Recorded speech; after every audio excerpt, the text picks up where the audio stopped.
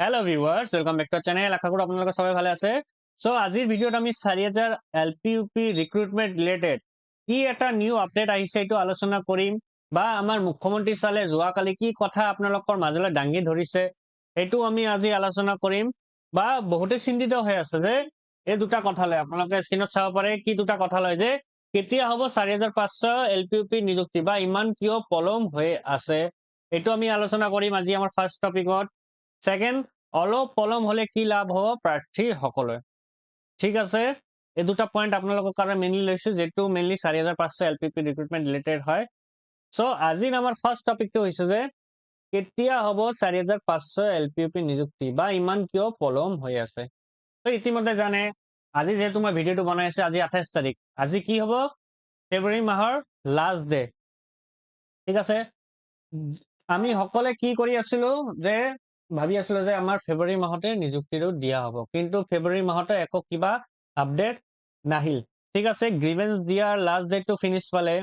তো বহুতে এতিয়া চিন্তিত হৈ আছে যে ইমান কিয় লেট হৈ আছে বা আমাৰ ইমান কিয় বস্তুটো পলম হৈ আছে। ঠিক আছে, মই আপোনালোকক বুজাই দিবলৈ চেষ্টা কৰো।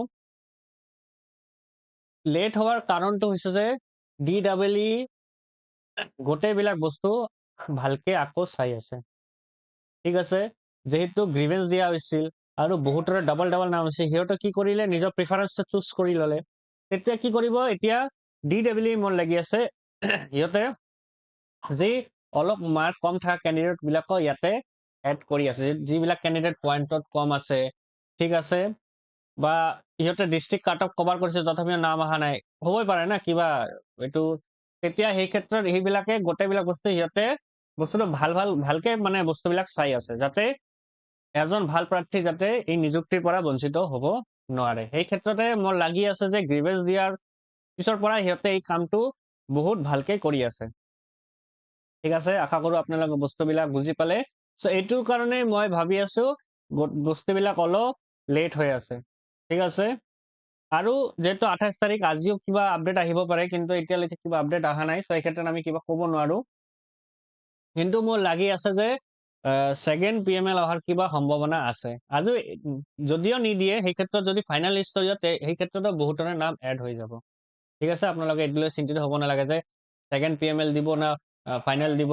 সো কিবা এটা দিলেও আপোনালোকৰ যিবিলাক কেণ্ডিডেটে মানে পোৱাৰ যোগ্যহে আপোনালোকে পাই যাব, বা ডিষ্ট্ৰিক্ট কাট অফ কভাৰ কৰিলে আপোনালোকে ইজিলি পাই যাব। আৰু কিছুমান ডিষ্ট্ৰিক্টতে কি হ'ব, যেহেতু উইথড্ৰৰ অপশ্যন দিয়া হৈছিল, ডাবল যিসকলে পাইছে সেইবিলাক কেণ্ডিডেটৰ যেতিয়া মানে গুচি যাব, সিহঁতৰ মাৰ্কছ হাই মাৰ্ক বিলাক গুচি যাব, তেতিয়া ল' মাৰ্কছ থকা বিলাকে তাতে এড হৈ যাব। আৰু এইটোৰ ক্ষেত্ৰতে DEE নিজৰ কামবিলাক ভালকে কৰি আছে, মানে বস্তুবিলাক বহুত ডিটেইলছত চাই আছে। সেই ক্ষেত্ৰত সিহঁতৰ কামবিলাক অলপ লেট হ'ব পাৰে। সো আপোনালোকে ধৈৰ্য ৰাখক, আশা কৰো আপোনালোকৰ ইমান দিনৰ অপেক্ষাটো ভালেই হ'ব। আৰু মই এটা যোৱাকালি এটা আপডেটো দিছিলো আপোনালোকে মোৰ ইউটিউব চেনেলত যাই শৰ্টছ দেখিব পাৰে। তাতে CM ছাৰে কৈ আছে, বা এজন নিউজ ৰিপৰ্টাৰ সুধি আছে, ছাৰ আপকামিং কিবা নিযুক্তি হবলৈ যাই আছে নেকি? তেতিয়া CM ছাৰে ক'লে যে আমাৰতো অনলি খালি 4500 আৰু যেটো স্পেচিয়েল ৰিক্ৰুটমেন্ট ড্ৰাইভাৰ আছে এইটো আমি MCC লগাৰ আগতে আমি কমপ্লিট কৰি দিম, এইটো চিন্তিত হ'ব নালাগে, আমি নিযুক্তিটো এইটো কমপ্লিট কৰিম। সো এইটোৰ পৰা আপোনালোকে পজিটিভ হ'ব পাৰে, CM ছাৰে যেহেতু কৈ দিছে, আৰু ইলেকশ্যনো মানে আহি পৰিছে, MCC লগা ডেট আহি পৰিছে। সো ভাবি লোৱা যে 5-6 তাৰিখৰ ভিতৰত আপোনালোকৰ কিবা ফাইনেল লিষ্ট আহি আপোনালোকৰ নিযুক্তি হৈ যাবৰ পূৰ্ণ সম্ভাৱনা আছে। আৰু CM ছাৰে কৈছে, যদিও CM ছাৰ কথাৰ মানুহ হয়, সো এইবিলাক হ'বই। আপোনালোকে এইটো চিন্তিত হ'ব নালাগে যে 1-2 দিন মান কিবা লেট হৈ আছে। ঠিক আছে, বুজি পালে কিয় লেট হৈ আছে? আপোনালোকে বহুতে চিন্তিত হৈ আছে, সেইকাৰণে মই ভাবিলো আপোনালোকক বুজাই দিবলৈ চেষ্টা কৰিম। 2 নম্বৰ পইণ্টটো আপোনালোকে চাব, এতিয়া অলপ পলম হলে কি লাভ হ'ব প্ৰাৰ্থীসকলৰ। সো মই ফাৰ্ষ্ট পইণ্টতে অলপ ডিটেইলছত আপোনালোকক বুজাই দিছো। সো সেকেন্ড পইণ্টত মই অলপ ভালকে আৰু বুজাই দিবলৈ চেষ্টা কৰিম। দেখা, অলপ পলম হলে কি হ'ব, বা টাইম লৈ বস্তুবিলাক কৰিলে কি হয়, DEE গোটেইবিলাক ডিটেইলছ বিলাক ভালকে চাব পাৰিব। সেই ক্ষেত্ৰত যিসকলে নিযুক্তি পোৱাৰ কাৰণে যোগ্য প্ৰাৰ্থী হয়, সেইবিলাক কেণ্ডিডেট যেটো যদি সেকেন্ড PML দিয়ে তাতে এড হোৱাৰ সম্ভাৱনা থাকে, বা যদিও নিদিয়ে ফাইনেল মেৰিট লিষ্টত এড হোৱাৰ পূৰ্ণ সম্ভাৱনা থাকে।